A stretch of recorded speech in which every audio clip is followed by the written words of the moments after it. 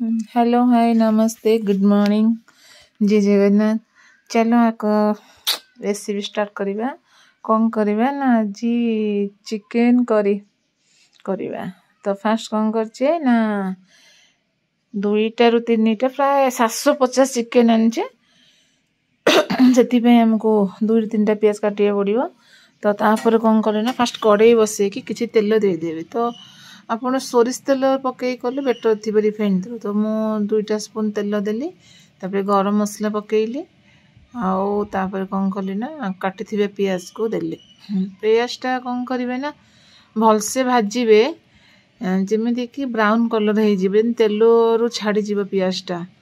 कारण प्याज भलसे भाजी देले आपन को मसला कसीबे नहीं कि अदा रसुन पेस्ट देबे। तो ता सहित प्याज देखि पूरा मेल्ट हो जाइथिबा। तो एबे देखो केते सुंदर कलर हे गला प्याज रो। तो एबे कोन करबा अल्प हल्दी गुंड दे देबा। तापरे आपन को राग हिसाब टिके लाल मिर्ची दे देबे। कारण ए समय जदी आपन टिके माने लंका गुंड पके देथिबे तरकारी कलरटा मते मस्त आसीबो। तापरे कोन करिवे ना अदा रसुन पेस्ट बेसी ने 2टा स्पून देबे। तो आपको आमे कौन करबा ना भल से टिके गोला गोली कर दबा। जेंति कि आमे चेष्टा करबा कि अल्प मसला रे तरकारीटा हे जिवो। तापरे गोटे बड़ साइज टमाटर काटी रखिथिबे टमाटर ऐड करिवे। तापरे हम जेंति धनिया पाउडर आउ जीरा पाउडर दे देबे। तापरे आगुरु मु धनियाटा पकई दिले बे जीरा पकईली। तापरे कौन करथिबे ना हमर चिकन मसला आपण चिकन मसला पकईले हबो न हल मध्ये हबो। तो मो पाखे अच्छे हितिन पके देबा। तो मो पाखे एवरेस्ट गोटे पाउच थिला। तो मु कौन करबे ना टिके चिकन मसला पके दिले टेस्ट मध्ये आसीबो। आ सेतिबे मु सबुतरे चिकन मसला यूज करे ना किंतु एथरे थिला तो यूज कर दोची। तो चिकन मसला कौन करी पकेबे। तो प्राय 2 स्पून खंडे पकेबे। तो चिकन मसला पके सला परे कौन करबे ना भल से टिके गोला गोली कर देबे। तो आगुरु जे हम अदा रसुन बाटी थिले जो ग्राइंडर कप रे सेते अल्प टिके पानी दे देथिले। तो आकु आमे कोन करला ए पानीटा दे दे आकु आमे भल से टिके कसी देबा। आ लो फ्लेम रे बेसी कसी हाई फ्लेम देले मसलाटा पोड़ी जिवो। देखन तो एबे पानी सहित फुटुची। तापर कोन करबा ना टिके लूण पके देबा।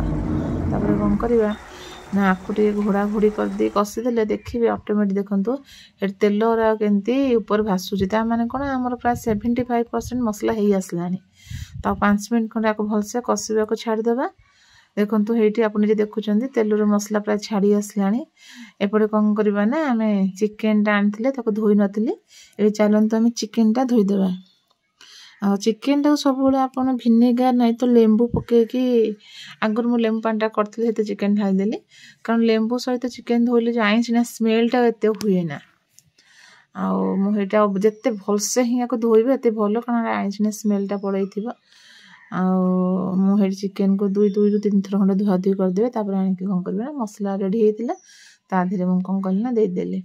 कारण तेल रो मसला छाड़ी कना चिकन टा मध्ये हमको प्राय 1 घंटा कसिया को हबो।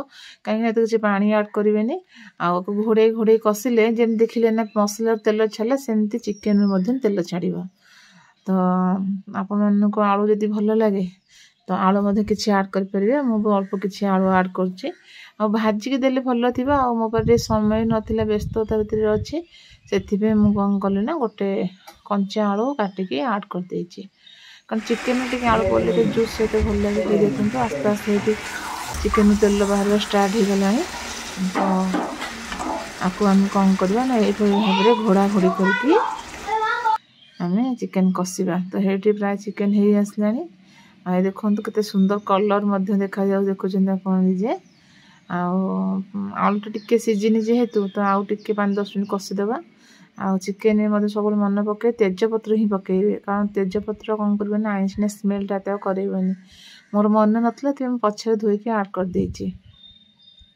तो एबे हेडी प्राय चिकन हे आसलानी। तो हम साइसा को चिकन कसाटे भल लागे ता पे भी कसा काटी देबा। तापरे कोन करबा ना हमें भात रे रात रे खाइबार अछि। तो कसा सहित भात खाई हबनी। तो सेति पे कोन करबा अल्प किछि पानी दे देबा आ छाड़ी देबा। कारण हेडी हेई आसलानी आउ ताको आउ काहे के एते समय कसीबा भल से टिके हेई गला परे प्राय देखन तो हेटी चिकन कसा वर्तमान रेडी। तो आको हमें अल्प टिके काढ़ी देबा। कारण साईसाକୁ ଟିକେ କଷା ଭଲ ଲାଗେ ସେ ଖାଇବ। ତାପରେ ଆମେ କ'ଣ କରିଥିବା ନା ଆଗରୁ ପାଣି ଥିଲା ଆଉ ଥଣ୍ଡା ପାଣି ଦେଉଛି କାରଣ ଗରମ ପାଣି ନାହିଁ। ତାକୁ କ'ଣ କରିବା ଛାଡ଼ିଦେବା ଫୁଟିବା ପାଇଁ। ଆଉ ଟିକେ ଫୁଟି ଆସିଲେ ଟିକେ ସିଝିଯିବ ଆଳୁଟା ପୁରା 75% ସିଝି ଯାଇଛି। ତ ଆଉ ଟିକେ ଫୁଟି ଆସିଲେ ସିଝିଯିବ। ତାପରେ ଆମେ କ'ଣ କରିବା ନା କାଢ଼ିବା ଗରମ ମସଲା ପକାଇକି ଏବେ ତାକୁ ଛାଡ଼ିଦେବା।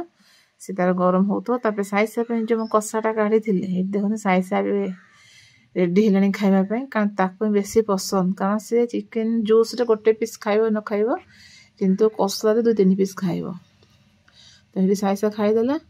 ତ ଚାଲ ଦେଖିବା ଚିକେନ୍ର କଣ୍ଡିସନ୍ କ'ଣ। ଦେଖନ୍ତୁ ଆପଣମାନେ ଏଠି ଚିକେନ୍ କେତେ ସୁନ୍ଦର ତା ଜୁସ୍ ଫୁଟିବା ଆରମ୍ଭ କଲାଣି।